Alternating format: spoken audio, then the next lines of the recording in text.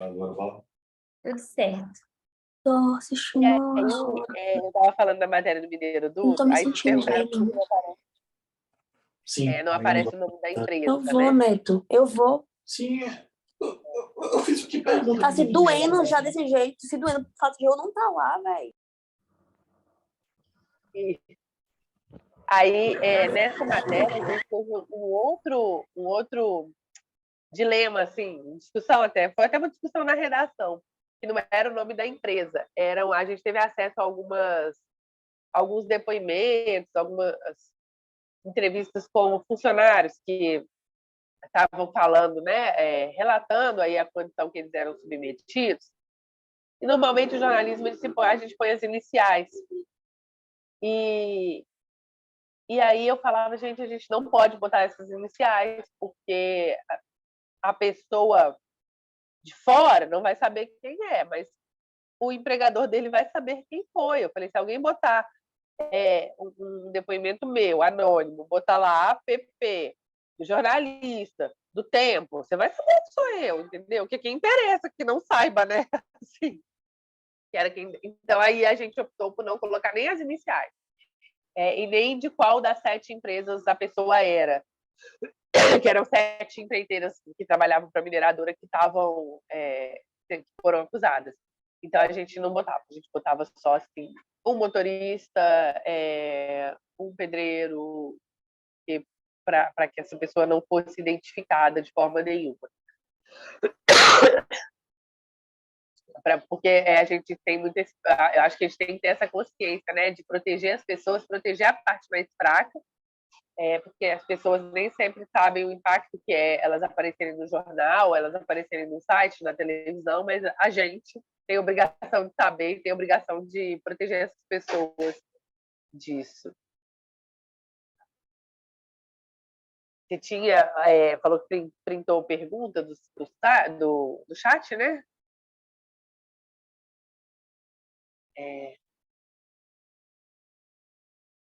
Então, sobre a casa abandonada, né? O que eu achei da glamorização?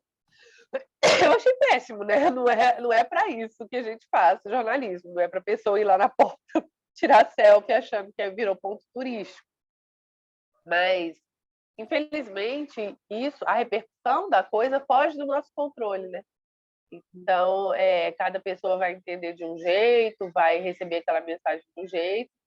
Então, da mesma forma que tem gente que vai ver aquilo e vai falar, nossa, que horrível, que péssimo, ou nossa, o que eu posso fazer para melhorar essa realidade, que vai reconhecer que essa realidade está próxima dela. Vai ter gente que vai achar bobagem, vai ter gente que vai achar que a empregada aproveitou e ganhou muito dinheiro. Nessa matéria do Mineiro Dutra, eu ouvi isso, pessoas falando assim, você tem que tomar cuidado porque as pessoas estão querendo explorar a empresa. E vai ter gente que vai achar que é circo, né? Sempre vai ter alguém que vai ter noção, que vai achar que é para ir lá. Eu já acho que, contudo, Mulher, você tá com Covid? o mérito de ter colocado o assunto em discussão, né? Tinha uma pergunta antes que eu não consegui ver o que era. Eu estou tentando copiar ela, mas já que eu já liguei o microfone, eu vou falar para você. Foi o seguinte, foi da Caenze. Desculpa se eu falei errado, se não é homem, mulher, enfim, perdão. O jornalismo de qualidade é, de fato, antes de tudo, educativo. Como você acha que podemos ter mais alcance com esse tipo de notícia para deixar de ser só um choque imediato e caia no esquecimento do cidadão comum? Vivemos em um mundo de tanta informação que o consumo rápido acaba sendo ruim por deixar fatos importantes de lado ou passarem muito rápido. É verdade. Eu acho que é um trabalho meio de formiguinha. Acho que a constância, sabe, assim, o assunto estar sendo pautado constantemente para as pessoas verem que aquilo é uma discussão importante, né? Que aquilo não é uma exceção, é uma coisa que está acontecendo. Eu acho que é isso, que a gente tem que ter constância, acompanhar o máximo que a gente puder essas pautas, não só sobre trabalho análogo à escravidão, mas eu acho que todas essas pautas que são relevantes para a sociedade. Para a gente é difícil também, porque a gente trabalha, às vezes, com redações enxutas, a gente trabalha com prazos cada vez mais curtos também.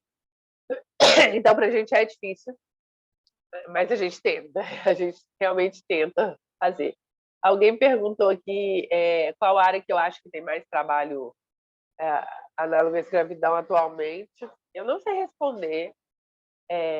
A gente sabe que a Constituição Civil, historicamente, tem um grande número de resgates de trabalhadores, né? Mas eu acho isso que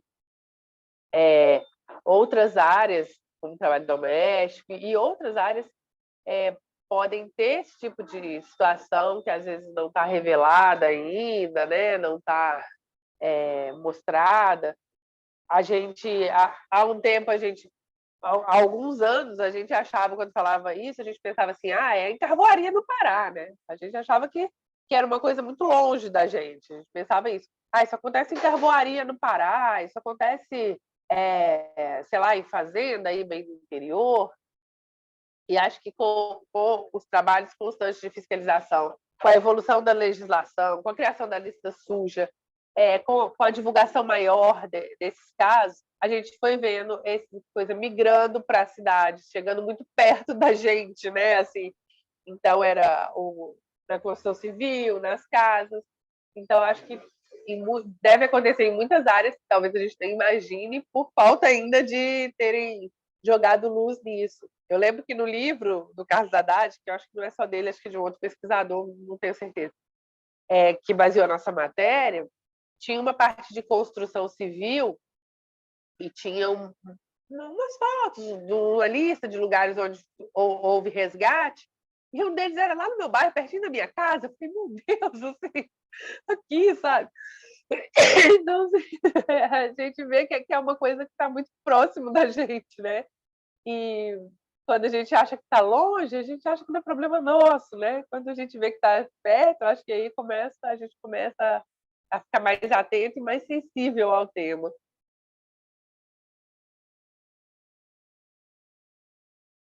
Ana, a gente teve outra pergunta do Edilson. Qual ou quais as razões para não ocorrer mais matérias sobre o que ocorre com as vítimas no pós-resgate? Primeiro que a gente tem muita dificuldade de ter acesso às vítimas, porque normalmente quando a gente fica sabendo das operações, elas já aconteceram, com algumas exceções que a gente consegue saber antes para acompanhar. Então, às vezes, quando o Ministério Público, o Ministério do Trabalho mandam para a imprensa, a coisa já está concluída. Então, o trabalhador já foi resgatado, já foi indenizado, já está na cidade dele. Então, a gente não consegue ter acesso a essas pessoas.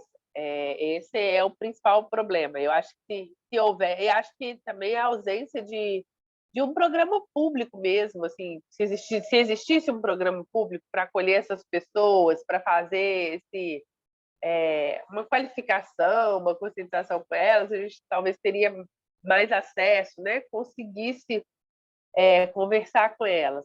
E em alguns momentos comigo já aconteceu, às vezes a gente consegue localizar essas pessoas e elas não querem falar, elas têm medo, elas têm medo de se expor, têm medo de serem de retaliação. Então, é difícil, é muito difícil de fazer. Quando a gente tem uma mediação, no caso, assim, por exemplo, se houvesse um programa público e alguém ali nos levasse como jornalista, né, nos apresentasse, tal, fizesse essa ponte com essas vítimas, se ele fosse uma pessoa que elas conhecessem, ficaria mais fácil. Essa matéria do Mineiroduto eu consegui fazer por isso, porque a gente conseguiu algumas lideranças comunitárias ali que estavam muito empenhadas em denunciar esses problemas todos, e elas nos levavam em comunidades muito pequenas, e que eu tenho certeza que se eu chegasse lá sozinha, as pessoas não falariam comigo, elas não iam abrir a casa delas, não iam abrir a história delas para mim, como elas fizeram, porque eu cheguei com alguém em quem elas já tinham confiança, entendeu? Ana, algumas perguntas aqui no chat. Primeiro da Sâmara. Gostaria que você falasse sobre a importância das matérias jornalísticas apresentarem o contexto histórico que propicia a existência de violações como essa. Falo da cultura escravagista, da raça das principais vítimas, pretas e pardas, e das regiões sem investimento público e fiscalização do poder de polícia. Eu acho importantíssimo. Assim, é um mundo ideal. Nem sempre a gente consegue, porque por questão de espaço no jornal, por questão de deslocamento mesmo, às vezes para você. Televisão, para eu fazer televisão, eu preciso de ter para tudo que eu falo, eu preciso ter uma imagem, entendeu? Então, assim, e às vezes é uma imagem que eu preciso, vai estar numa cidade longe, vai estar num lugar que é um deslocamento muito longo, muito caro, e que a gente vai esbarrando, né? O ideal vai esbarrando nessa realidade que a gente não consegue fazer, mas seria o ideal que a gente pudesse sempre ter conteúdos mais profundos e tal. Então, a gente consegue espaços para isso em jornais. Por exemplo, aqui no Domingo Espetacular, é mais fácil eu conseguir isso no Domingo Espetacular do que no Jornal do Dia. Porque o Jornal do Dia ele tem que ficar pronto no dia. Não adianta eu falar se a operação foi hoje, não adianta eu falar eu vou entregar essa matéria só daqui a 3 dias, porque eu preciso na cidade tal, porque eu preciso... Porque a notícia já ficou velha, entendeu? A notícia tem isso, é a coisa mais perecível que existe, a notícia. Então, ou eu entrego da forma que a realidade me permite, ou eu não vou conseguir entregar. E aí é preferível eu colocar uma coisa menos completa, mas colocar no ar do que não colocar, né?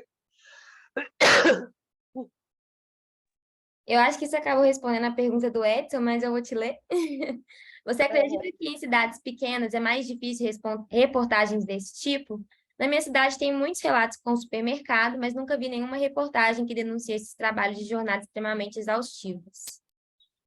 Pois é, porque assim, para a gente denunciar, a gente, assim, o jornalista eu não falo por mim, né? Eu preciso que alguém fale, ou eu preciso que a pessoa fale quem está sofrendo isso, ou eu preciso que uma autoridade diga que está investigando aquilo, eu não posso falar da minha cabeça. E aí é difícil mesmo, e eu entendo as pessoas, porque às vezes, por pior que seja, aquilo é o que ela tem para garantir que ela vai comer, que ela vai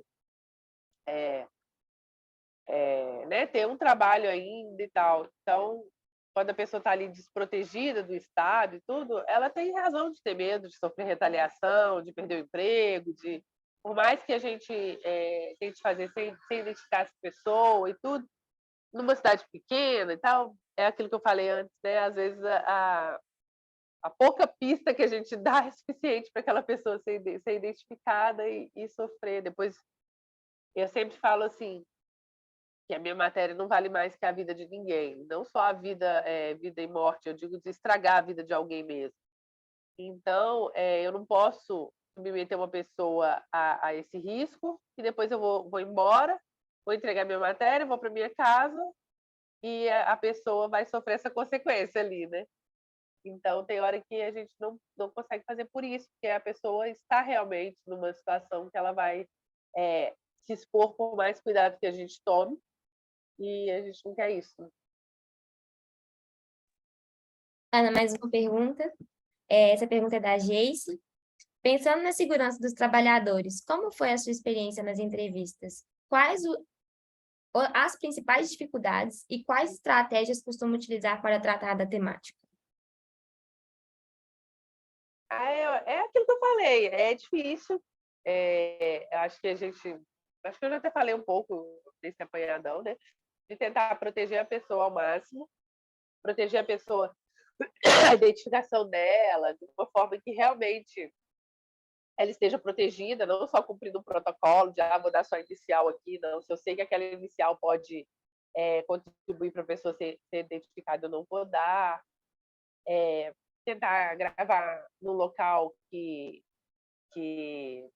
também não seja identificado, né? Ou que ela não seja vista por ninguém. A gente já teve casos de pessoas que preferiram vir aqui na emissora gravar, porque falavam, se eu gravar na praça perto da minha casa, o fulano vai saber que eu moro ali, que aquela praça é perto da minha casa. Então, tem pessoas que já preferiram vir aqui na emissora e a gente bota numa salinha, assim, sem nada, que pode ser em qualquer lugar do planeta, né? Então, a gente tem essa responsabilidade de fazer. Em alguns casos, é isso, a gente chega a abrir mão de fazer a matéria porque a gente sabe que vai implicar em risco para aquela pessoa. Mais alguma pergunta, gente?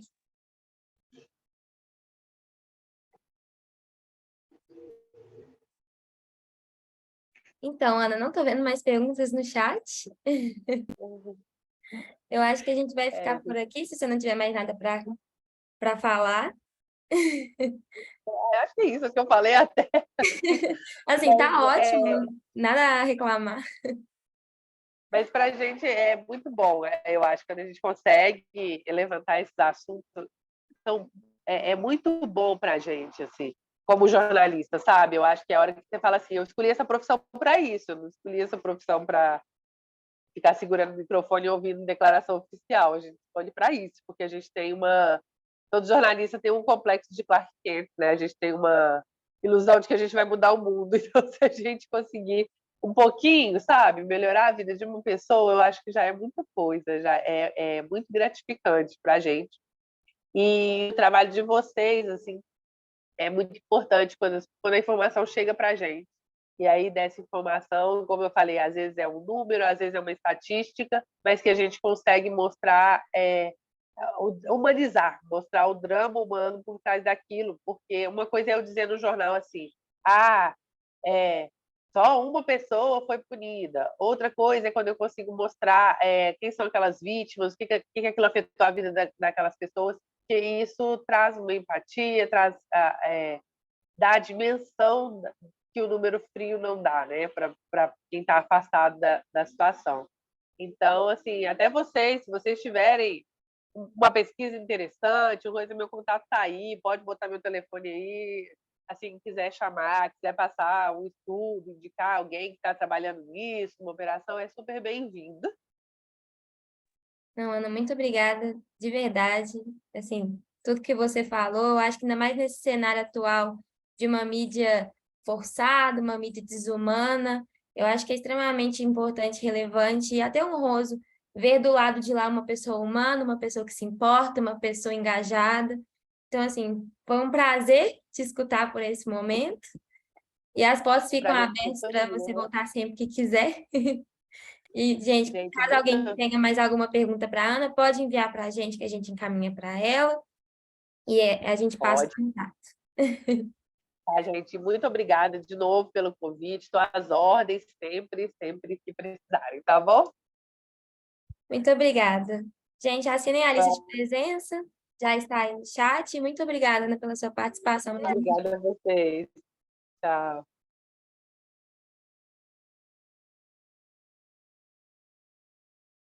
Tamires, pode me chamar lá no grupo do WhatsApp?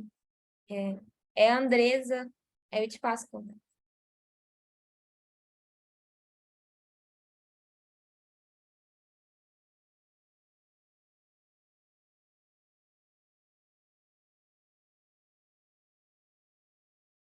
Boa noite, pessoal.